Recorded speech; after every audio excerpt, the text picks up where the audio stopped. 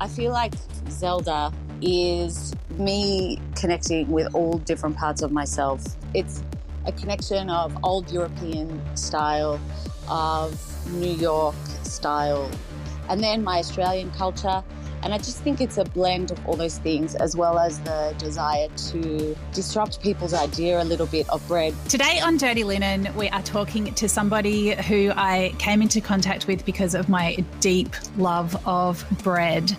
I really feel like bakers, and particularly micro bakers, there's quite often eccentric, don't hate me, Maaryasha, eccentric people who are in small rooms obsessing over their starters, like thoughtfully running their hands through flour, shaping dough meditatively or sometimes frantically, and just, talking endlessly about crumb.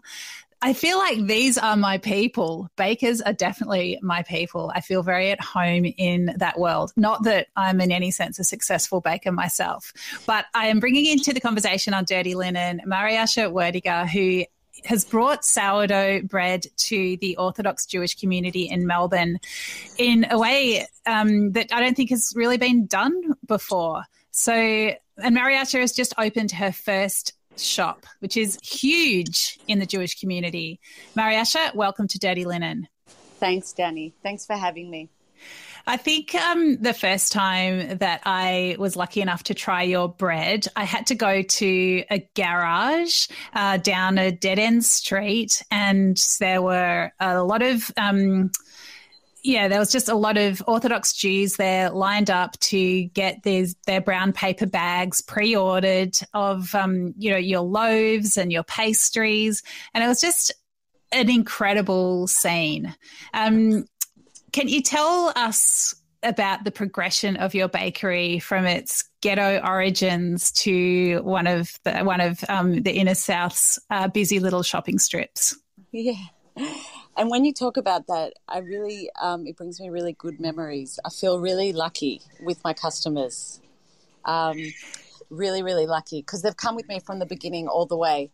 I lived overseas for a while, and I moved back 7 years ago, and someone gave me starter maybe 11 years ago, and I was baking and sourdough. I was always baking bread, but something just got me with the sourdough.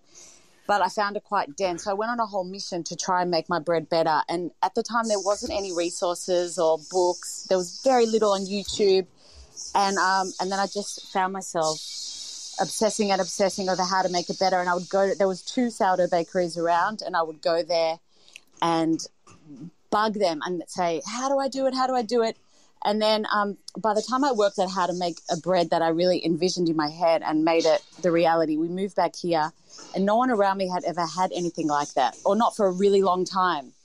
So people started asking me to teach them. They're like, teach us, please. So I started a workshop and I started teaching people. And then it just became more and more. And I had my 3rd kid, and I'd always had this dream of, I just had this massive urge to bake more and more and more, and I felt really limited by one pot at a time in my kitchen. But I just kept on saying, well, that's a stupid idea to have a bakery because I'm a physio and I have another career. But it just didn't stop that urge. It was like really big. And then one day I had the revelation that actually I'm allowed to have a bakery and I can do whatever I want. I had to ignore all those voices in my head telling me it was a stupid idea. And then 3 years ago, we moved to a house, maybe 3.5. We moved to a house with a garage that already had plumbing. And I looked at it and I was like, okay, this is going to be the bakery. And then I just bought one oven and a mixer and found a bunch of stuff. And I didn't even know what I was doing. And I just started baking. So first I would have people would say, can you make me a loaf? And I would write down 30 names, and then they would come pick it up. And then I started adding cakes. Before then, I was baking a lot for Saturday and having a lot of people over on Saturday morning. So that's when I was doing all babka and croissants. So I spent a lot of my nights during the week baking. And then once I opened the garage door, I don't know, it just became really busy, and I feel really lucky. And and every few weeks I had to stop and recalibrate and say, okay, how can I make this better? And then I'd go for it again. And then 3 weeks later stop. And I did that for about 3 years. Just kept on getting busier and busier. And I was learning like a lot every time, making a lot of mistakes. Until eventually I really needed a space.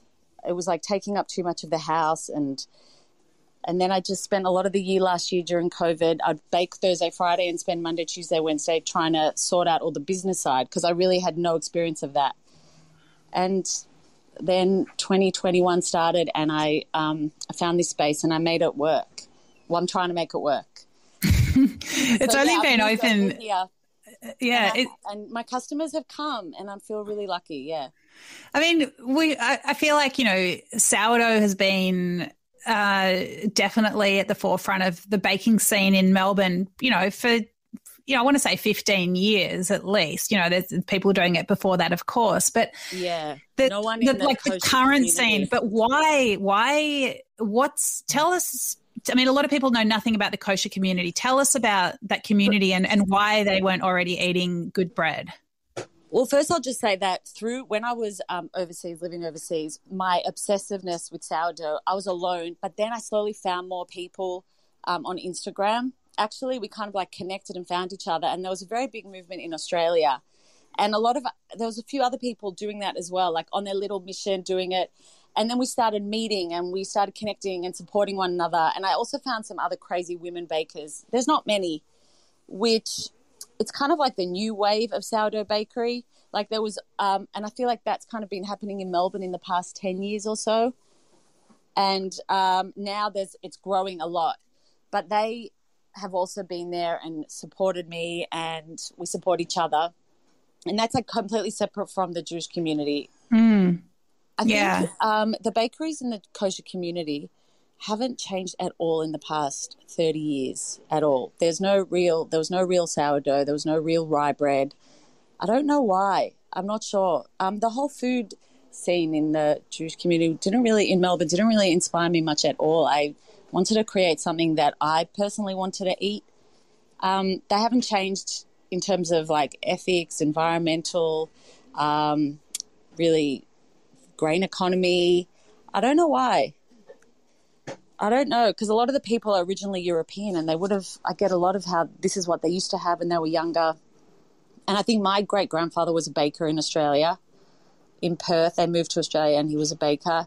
I don't know, but the food, there was no one pushing it. There was no good bread at all. So what were some of the conversations that you had to have to sort of like explain what you're doing to people? I mean, did you have to have conversations about like, well, this is what it's supposed to be like. It's supposed to taste like this. It's supposed to smell like this. It has to cost this much. I mean, did you really have to almost reintroduce people to something that had probably been part of, their family's heritage back in Europe for generations? Totally. I had to give away a lot of bread. I had to give away rye bread, and I said, this is a different type of rye. I gave away a lot. I did. I had to explain everything, what it was, why it looked like this, how to eat it, how to store it. I mean, I still do that actually. Yesterday, I gave bread to somebody, and it was the first time that they've ever had good bread before. It's still happening like that. Re-educating, I really feel like I educated one person at a time, and now a lot of the people that came to me bake it. I mean, in the past year, a lot of people have started baking, which is I've just been watching. It was very different when I started, but educating the whole time. But I think because it tastes good, once they get it, they're in. But what's the progression from there though, Maaryasha? Because once you have good bread, like you want good stuff to go with it. So do you feel like, is there this percolation of, or people's eyes like blinging open and they're like, oh, food is like this as well? I think so. Also, I've definitely put now they know what sourdough is, that there's going to be more, there will eventually be more kosher sourdough bakeries. I think that's going to happen soon as well, because now you can't go back really, you can only go forward. Yeah, there's a small foodie culture in the Orthodox community. There's not too many it's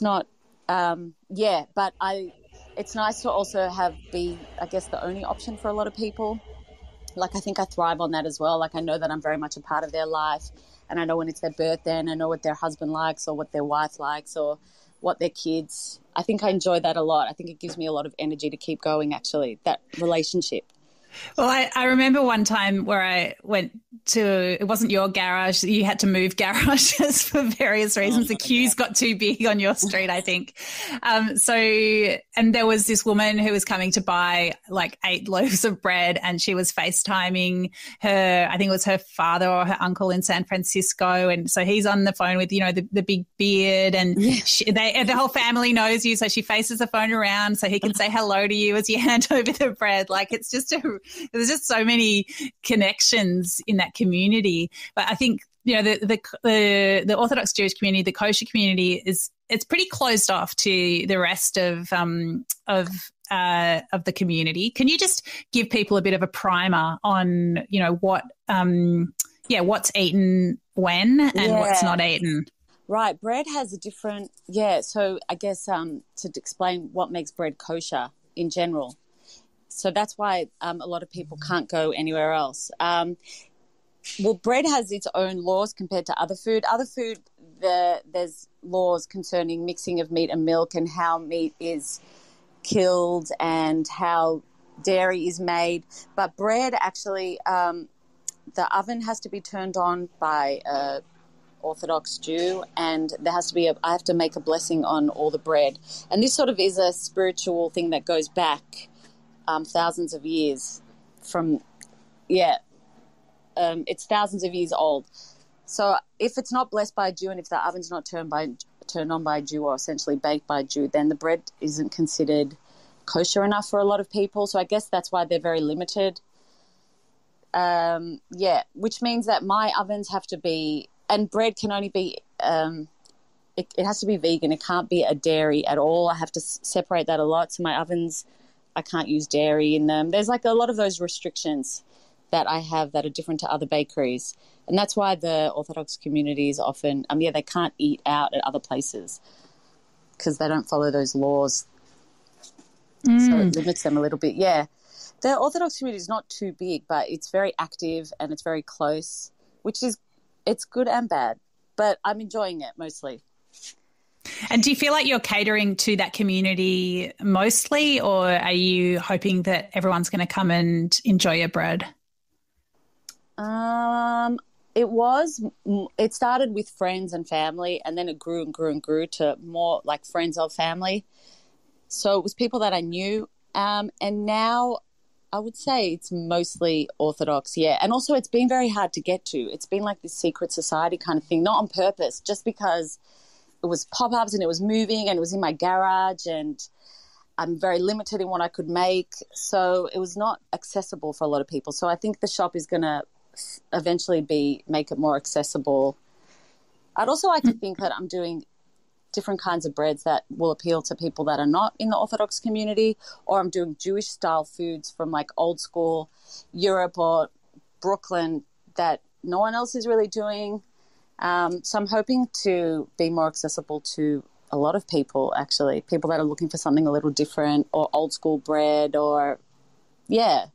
Well, I know that Ben Shuri from Attica, which is just a few doors up from Zelda, your bakery, came and tried your bread the other day and he was super impressed.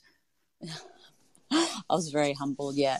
And it was really sweet that he came. Also, he's in the neighbourhood. He's my neighbour, so that was really nice. I bake a little differently because I'm a home baker, I guess, or a micro baker at heart. I have like 6 different starters. It's not common really to do that because it just overcomplicates everything. So I'm hoping that the flavors come through with that. It's just a bit different and a bit more complicated, a bit more hectic. And I can't seem to help it. I feel like there's something in you, and maybe it's a baker thing, but you just have to be a bit hectic. I know, it's not good, but it keeps happening. But also it's really interesting because I finally have staff, and I hired a baker for the first time ever, and he's got no idea how to make bread from home. And I just think that's like he's not going to make bread at home. He doesn't have his equipment. He doesn't have any of that. And I just think of all those years of where I like cried after every week. I tried this and this failed, and I tried that and that failed, and I had to learn. Like, I actually think that it's not the regular way to go to become a baker, but actually you learn a lot when you teach yourself and you make mistake after mistake after mistake. Like, even the butter that I use, I'm really limited. I can only use one type of butter, and it's really bad. It's barely butter, and I have to do a lot of different things to it to make croissants. And every time that I would make croissants for the past 5 years or 8 years, I swore I was never going to do it again. So many issues at home when you don't have equipment that I actually think it makes you quite more well-rounded. Like, mistakes lead to a lot of growth. Like, if you just enter straight away and you're trained by somebody at the bakery how to use, I think it's just you're getting to the same place in a different kind of way. It was very, very difficult and very challenging, but I actually think maybe there's a lot of positives to it as well. Well, I feel like nothing is going to faze you. Like, you're going to be able to improvise in any situation. Yeah. But I'm also always a bit too far ahead. Like, I jump into it and then I learn, and then I jump into it and then I learn. But I can't. Yeah, that's just how I learn. So I think this space is like that too. But hopefully it will get better and better. What's the deal with the only using one type of butter? Is that a kosher butter? Yeah, because I personally I'm not as strict as my family, but my immediate family keeps like ultra kosher, which means that all the dairy's been supervised by a Jew the whole way through, from the milking all the way to the end. Very few Jews keep that kosher, and I just really didn't want to make a bakery, didn't want to make baked goods that my parents couldn't eat. I just wanted to be more inclusive, I guess. And there's only one type of butter like that, and there's not a big demand for it, so they don't make it properly. It's not kind of emulsified properly. So we really have to work with it, and it's really challenging, but it is what it is. So, and we just, keep working with it. And what's the deal with women and sourdough bakery? Why don't you think that there are as many women in the industry? It's just one of those industries that traditionally was men. I think it's slowly changing, but there's a lot of industries like that, where it was traditionally all men or traditionally all women. Like, even I was a physio, and all the speech therapists and the OTs were all women. There was very few men. So baking is definitely male-dominated. There's really very few women-owned bakeries. I think traditionally it was men. But I haven't felt it's been hard for me as a woman to juggle my own life with children. You know, there's not too many. I think those challenges a lot of women have to face more than men, like juggling the house and the kids. Still, women are doing a lot more of that than men. But apart from my personal struggles with trying to get the business going, like, that's why it also took so long, because I have so many things in my personal life with the kids. But I haven't felt, with my little group of breakaway bakers, or I don't know what you want to call them, the ones that are kind of pushing it and trying to improve the grand economy, I haven't felt, I've only felt support. Definitely. Can you talk about some of the challenges of, you know, a bakery in the garage and little children? Yeah. So basically my third kid, he wouldn't go to childcare for whatever reason, so I actually couldn't work. So I started baking. I think if I would have gone back to work, I probably wouldn't have ever had a bakery. But you have to work around them, and it was always hard. Every single time that I baked was always hard. And then eventually, as it grew bigger, it's good as well. Like, I'm still in that mode where I come back at night to feed my starters, because I lived right next to my starter. Yeah. So I was able to, like, go and come and feed it, just go into the garage, come back. Also, I could watch all my breads, so monitor the fermentation. I wasn't away from them at all. So this shop is 500 meters from my house, kind of on purpose, because I'm still not ready to let go yet. I still have to, like, pop in and pop out. So that's really good. And having work in your house is also really good. But I had ghetto equipment and things that every time the ovens were on, the house became really hot. And olive bread also has a really strong smell. So by the end, my husband was like, when you bake olive bread, I need to leave the house. Like, the whole house smells of olives and I can't cope. He really got a lot. And also all the people coming, I loved it. But the rest of them all really hated it. I think they all hated people coming to our house all the time and me always being in the bakery. Yeah, it's and hard. Can you literally like hold a baby and knead bread at the same time? No. So you know what? That is a very romantic idea. But actually, I learned that when the kids were little, and people take pictures of that with their kids sitting on the flour and teaching their kids.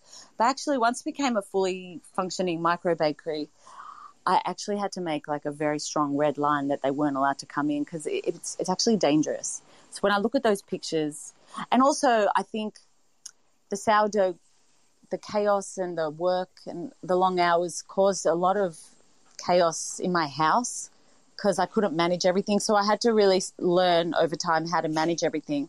And one of the things I had to do was create strong boundaries. So sometimes the kids could come in or when all the products were made, but I actually didn't allow them in. By the past 2 years, they weren't really allowed in.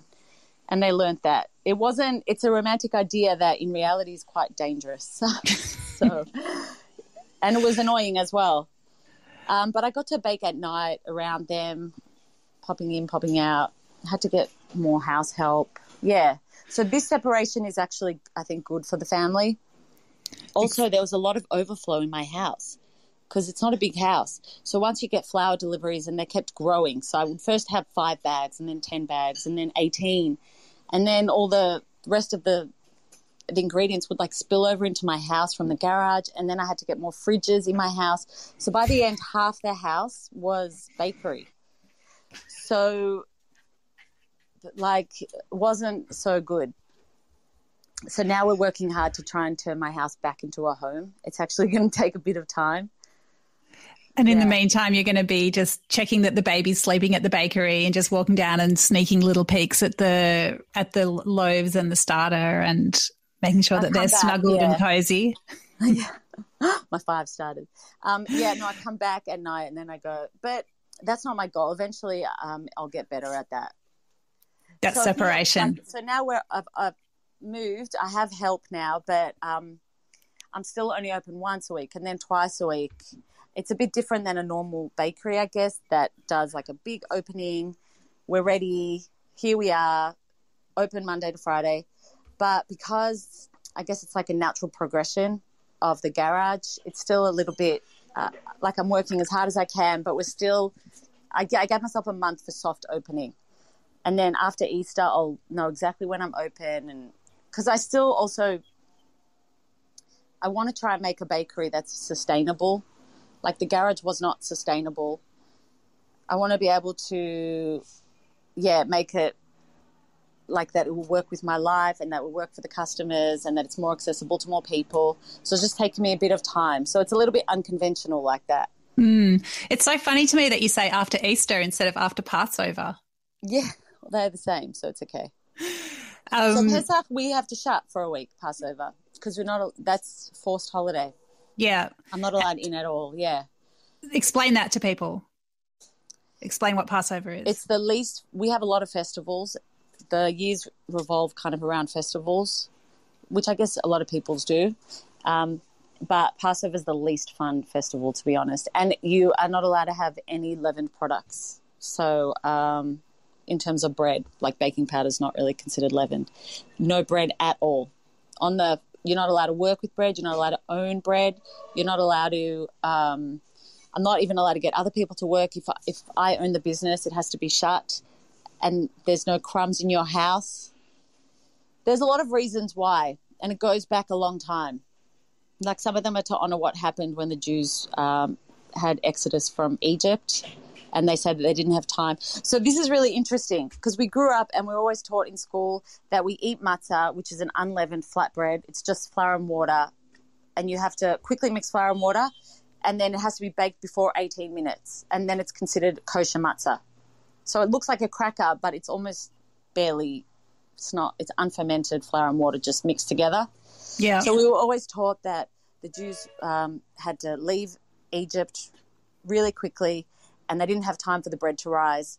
So that's why we have matzah.